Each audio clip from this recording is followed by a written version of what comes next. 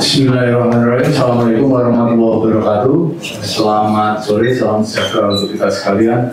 Om Swastiastu, Namo Buddhaya, salam kebajikan.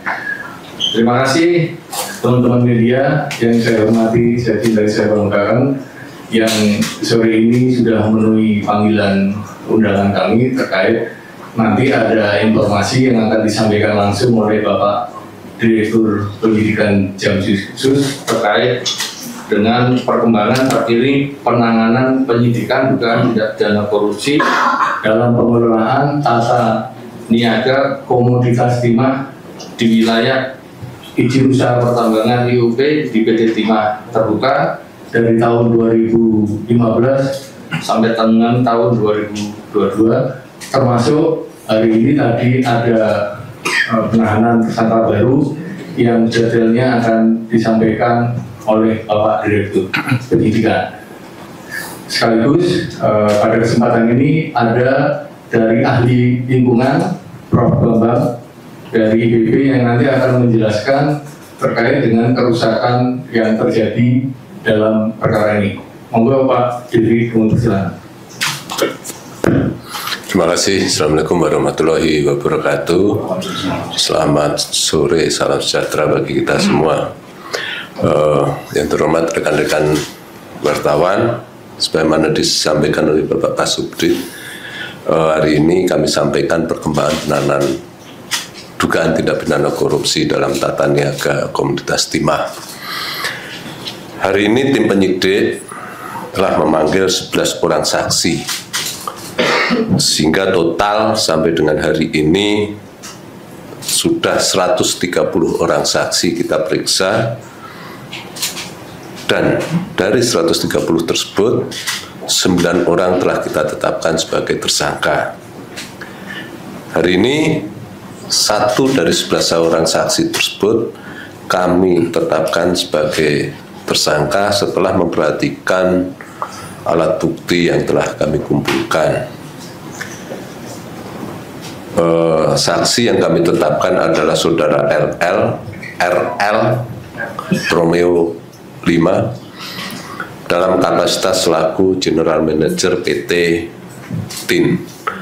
Setelah yang bersangkutan dilakukan pemeriksaan secara intensif dan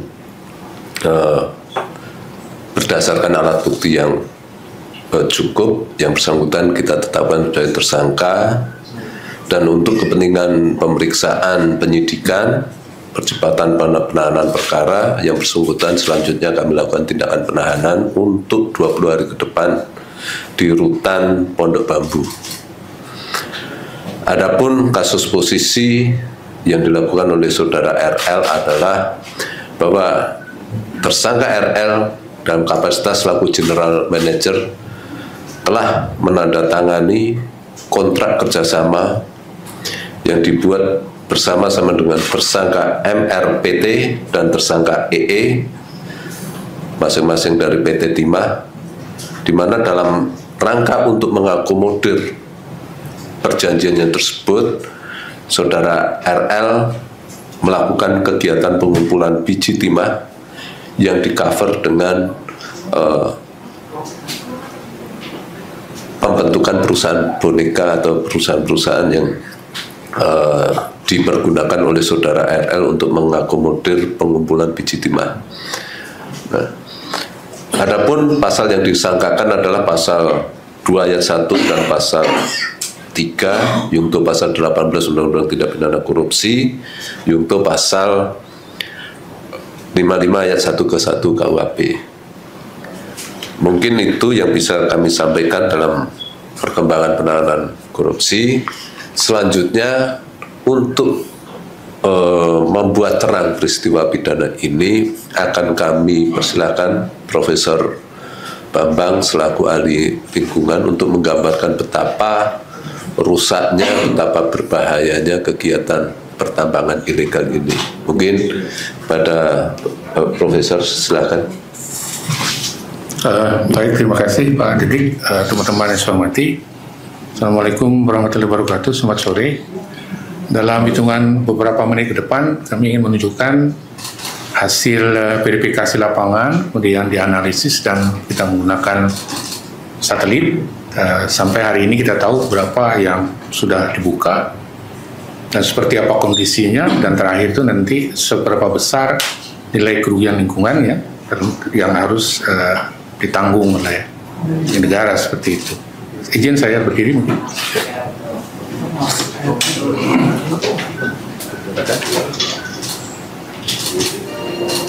Jadi ini yang pertama video kondisi di lapangan ini ya.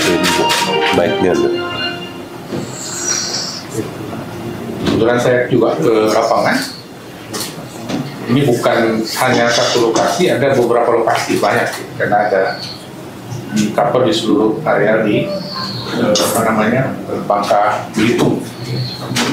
Ini sudah dibuka begitu ya. Apakah dia dalam kawasan hutan, apakah dalam kawasan hutan maupun di luar ya. Nah seperti itu, ini juga sama ya, sudah dibuka semua sama mereka. Nah inilah yang kalau dari pesawat kita lihat ya, ada bongkah-bongkah itu, dan ini adalah setelah kemarin banyak turun hujan kemudian ditutup oleh air tadi itu. Dan sebetulnya ini juga berbahaya ya.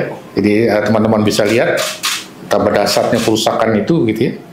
Apalagi di beberapa wilayah kawasan hutan itu ditemukan juga, misalnya di kawasan hutan lindung, hutan produksi terbatas dan sebagainya begitu. Dan yang menariknya lagi, tidak banyak yang menggunakan izin pinjam pakai kawasan hutan.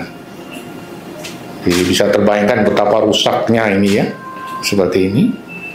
Reklamasi mestinya dilakukan faktanya seperti ini. Karena ya itu tadi, jaminan reklamasi tambangnya itu terlalu kecil untuk mengkapur seluruh areal ini. Dan sama-sama kita lihat ya nanti dari beberapa slide berikut ya, bisa lihat ini ya. Oke.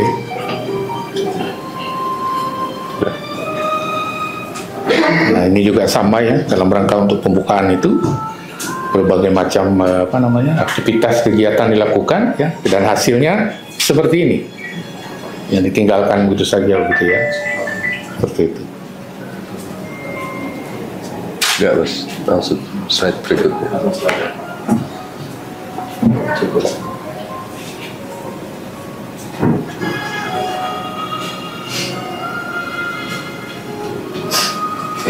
Cepat masuk ke slide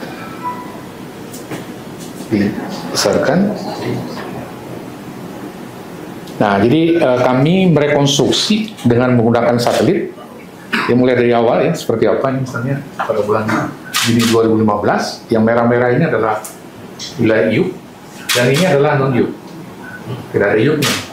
Jadi kami tracking ya 2016, 17, 18, 19, 2020 dan sebagainya sampai 2022 ya. Nah dari sini bisa dilihat ya bahwa ininya makin besar ya. Ya ini adalah yang non-IUP. Ini hanya contoh saja ya, kami punya banyak ini. Ya, next berikut. Nah ini juga sama, jadi teman-teman lihat di Februari 2015 ini belum dibuka. Kemudian 1 tahun kemudian Mei 2016 ini sudah dibuka. Ya, dan kemudian ini kami percepat ya, di 2020 ini dibuka. Nah inilah kemudian nanti yang akan menjawab pertanyaan, apakah cara yang dilakukan benar atau tidak. Karena nanti kalau di kawasan hutan sudah ada regulasinya ya, harus dengan izin pinjam pakai dan sebagainya, harus dengan proses-proses lain ya, dan sebagainya, sehingga tidak boleh sembarang dibuka seperti ini, seperti ya. Next berikut. Nah ini contoh ya, ini yang merah ini adalah IUP mereka ini. Contoh, dan ini non.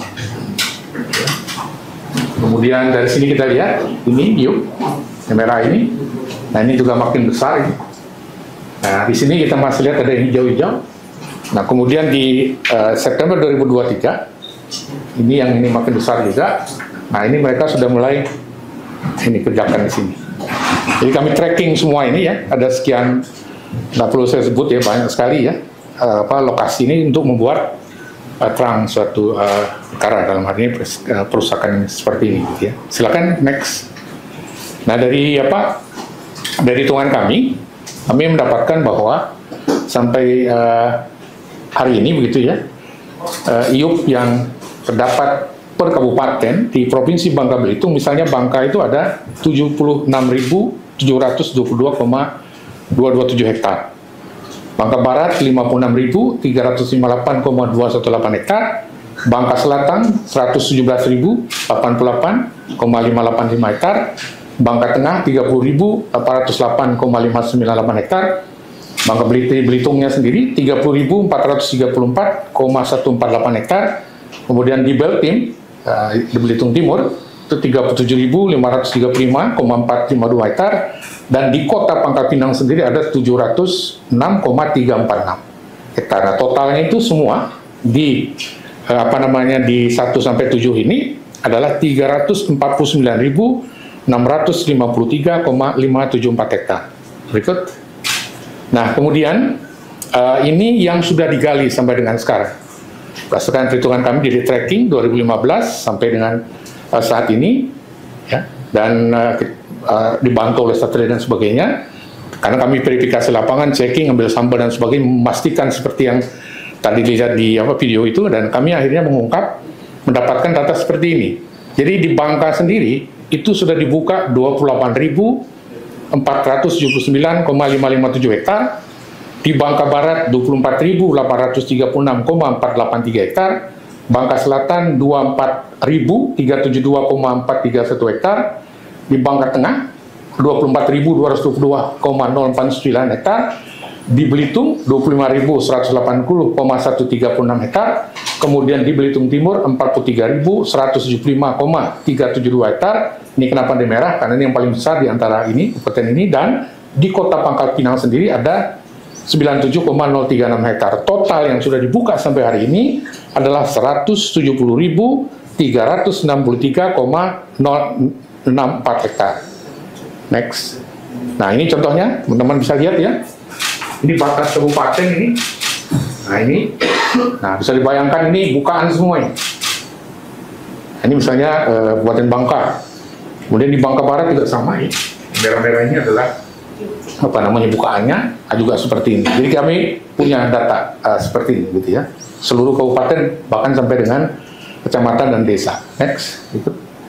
Nah, kemudian dari perhitungan tadi yang 170.000 itu akhirnya kami mendapatkan bahwa luas galian tambang yang berada di dalam kawasan hutan Provinsi Bangka Belitung itu 75.345,751 hektar.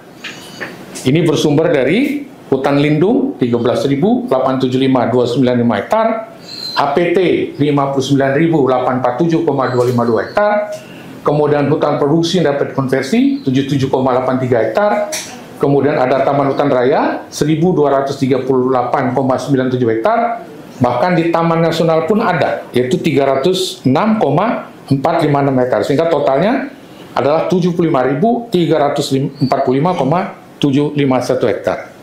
Berikut. Nah, next. Nah, ini gambaran saja ya. Di desa ini nggak seperti ini peruntukan bukaannya itu. Ya. Sudah bisa terbayangkan lah kata orang environmental destruction, ya, perusakan lingkungannya seperti apa begitu ya. Berikut. Nah, ini contoh lain di desa Kit, Kecamatan Bangka, Kabupaten Bangka, Provinsi Bangka seperti ini. Jadi ini air ini.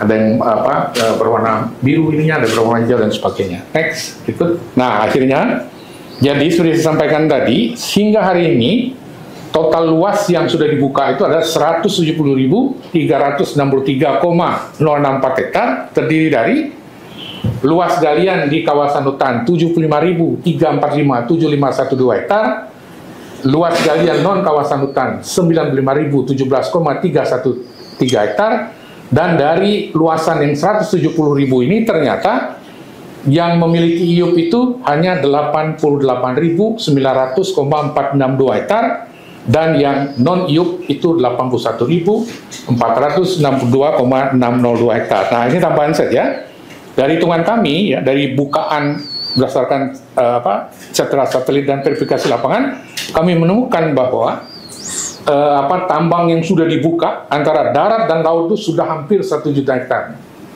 yaitu 915.854.652 hektar. Ini terbagi dua. Ini tadi yang kita bahas, itu adalah yang daratnya 349.653,574 hektar, dan kemudian yang lautnya itu 566.201,08 hektar. Nah, dari 349 ini tadi sudah sama-sama kita lihat. Nah, di kawasan hutannya ada 123.000 hektar, 12,010 hektar. Berikut next. Nah, akhirnya sampai pada kerugiannya. Kami menghitung berdasarkan Permen LH nomor 7 tahun 2014. Tadi kan dibagi ya antara kawasan hutan dan non ya. Nah, di kawasan hutan sendiri ya kerugian lingkungan ekologisnya itu 157,83 T, ekonomi lingkungannya 60,276 T, pemulihannya itu 5,257 T. Totalnya saja untuk yang di kawasan hutan itu adalah 223.346.246.027.050 rupiah. Oke ya, next.